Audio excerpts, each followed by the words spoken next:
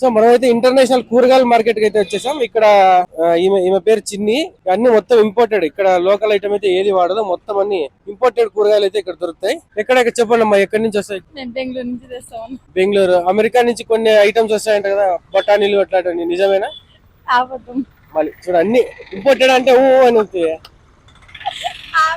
Yeah imported లేదండి, అన్ని local ఐటమే. ఈ బాబా అన్ని నోరు తెలిసి అబద్ధాలు చెప్తుంది. రేట్లన్నా సరిగ్గా ఇస్తావా లేదా? తక్కువ తక్కువ ధరకే ఇస్తాను. రీల్ చేసి వచ్చిన వాళ్ళకి ఏమైనా డిస్కౌంట్ ఇస్తావా? ఇస్తాలే.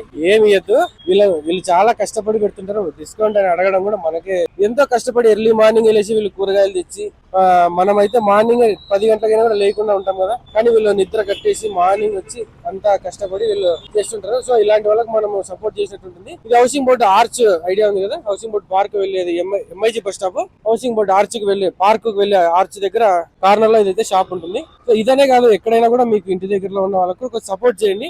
మనకు రీల్ చేసినందుకు కొంచెం మనీ పే చేస్తాను అని చెప్పి. ఎంత పే చేస్తావు? ఇస్తావా ఇవ్వ డబ్బులు? ఇంత దబా ఇస్తాను చూడండి. ఇది దౌర్జన్యము, రౌడీ రాని హౌసింగ్ బోర్డుకి బాబా. సర్లే, నువ్వు డబ్బులు ఇవ్వకపోతే మన కనీసం ఒక పూట భోజనం అన్నా పెట్టిస్తావు లేదా? మీ ఇంటికి ఖర్చులకి ఏమైనా ఇచ్చిపోకూడదా? 20 రూపాయలు 30 రూపాయలు మధ్యాహ్నం భోజనం కన్నా పిలిచి బాబా. 3 రోజులు పెడతా, 3 రోజులు భోజనం బిర్యానీ అయితే వస్తా లేదు, పప్పు అన్నమే, గోగాకు పప్పు అన్నం, సద్దన్నమైనా పెట్టినా తింటాం మేము, పెరుగన్నం.